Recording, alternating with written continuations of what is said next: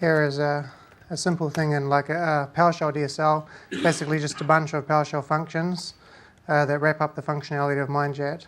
So when we run that bit of code there, you see over here, it's I'm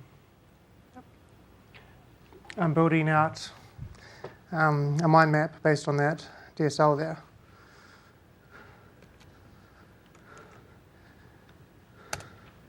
And here I'll just run a nice big long one, which you see is about a little bit more than a page of details. It's very declarative, not much kind of execution going on there, a little bit.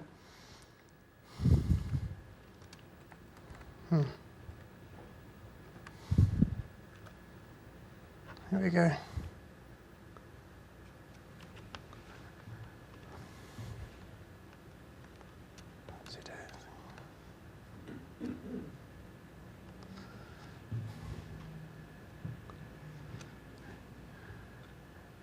And the reason it takes so long is not so much the PowerShell part, but just using the COM interface to Mind Manager.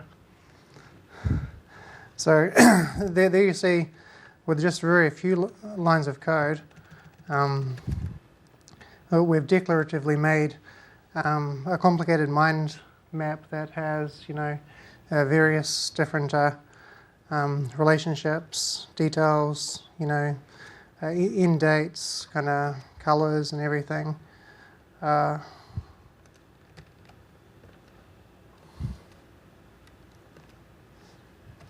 We even have a text file that attached that has every process running, since that just came from the PowerShell.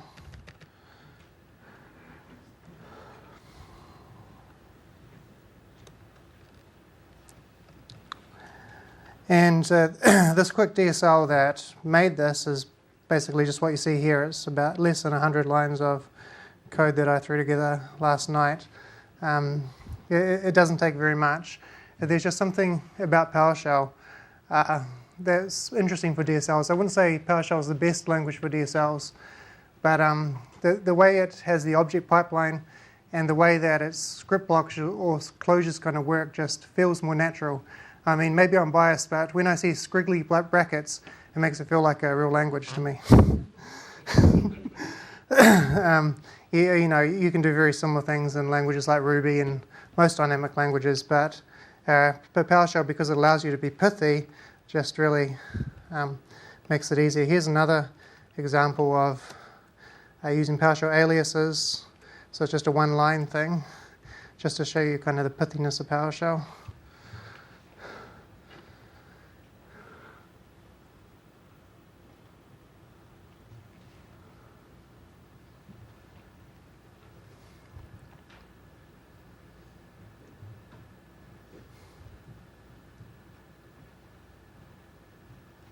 And I won't wait for the rest of that to go, just more of the same.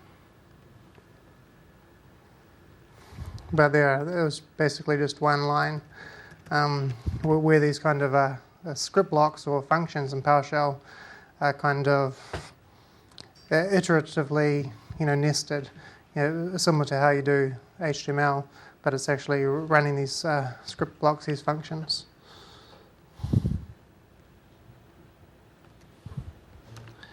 So, I think I covered that part here. This little fake PowerPoint is also a DSL in itself, which I'll show you soon.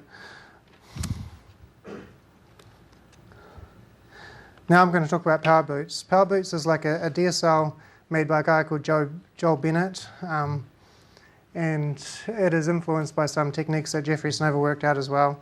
And the goal was to be like a TCL, TK a solution, a quick way to make a UI that you can actually get things done with without a lot of effort, without having to go to a GUI tool, or without having to write 50 pages of XAML or such. It has influence from Ruby Shoes and of course TCL TK.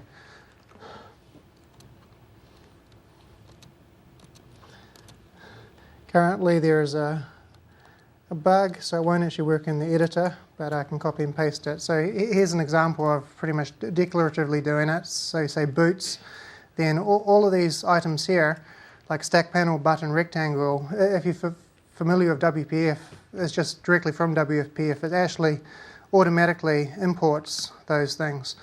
And therefore I also have tab completion on it, on all the properties relating to a stack panel, for instance. So I can take that there and run it in a console.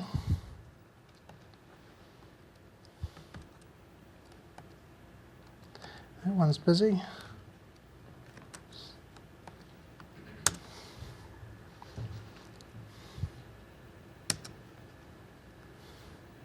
And then there we got a little UI based on exactly what we just wrote there, very declaratively. No events hooked up there, but you can see you got some buttons and a little rectangle.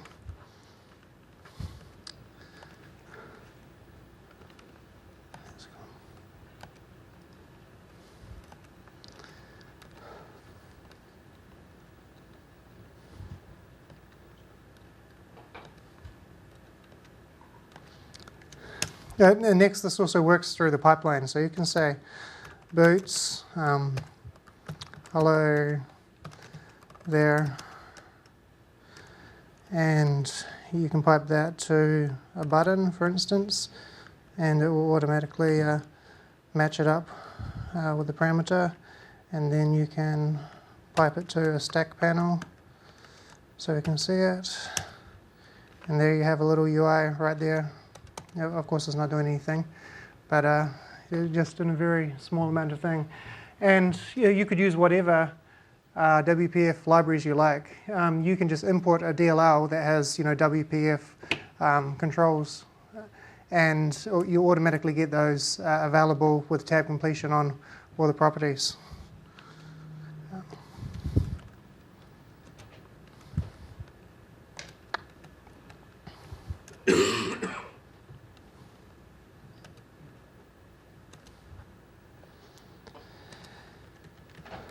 And here's a little example here where we're just going to create 10 little buttons and hook up an on-click event.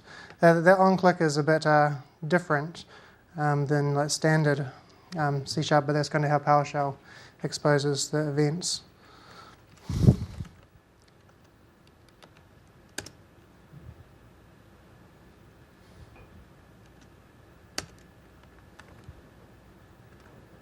And I must have missed something. What's that? Okay. And there you go, as we click those, you see the toString of that particular control. And to do something a bit more realistic, being admins, we're going to create a few notepads. So we've got 5 little notepads here hanging around, and we're going to then go ahead and kill them. Just with this one-liner here.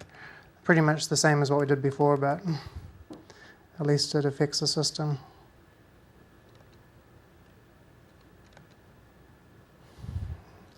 And I really should bring a real mouse next time.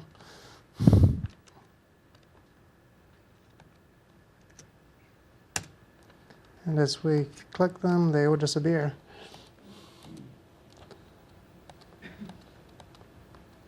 Yep.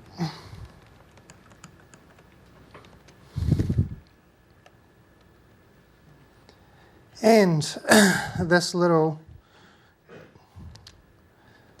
PowerPoint thing here, PowerBoots, is a DSL in its own rights. And I can show you the code for that. So here, each of these pages is just defined as a flow document. Similar to it would be in XAML, just a little bit smaller, and without any separation of styling because it's quick and dirty. So you got the 5 pages there, and they're simply put into kind of an array of tuples. And then a few more pages to deal with clicking and having a button, and that's all it takes to whip together something in Boots really quickly. And looks like I've got 1 minute. So there are some other PowerShell DSLs that are out there. Like one that I like is Bart de Smet's. He has like a link in PowerShell, and rather than PowerShell, the pipeline's going through objects processing at a time, it instead uses the pipeline as a way to compose an expression tree. I don't have an example of it with me. Another one that I've done myself, which I don't have with me, is PowerShell class systems. PowerShell doesn't have a class system. There's no way that you can really define a class in PowerShell. However, it has a very strong extended and adaptive type system. So using these same sort of techniques, you can basically build whatever class system you like according to the syntax you like, with the full object-oriented functionality. You can even generate some IL for the underlying class if you want, then add the PowerShell layer on, and use mixins and stuff like that. Is that a question? Was that time? Zero. Okay, it's time. Cool. Thank you.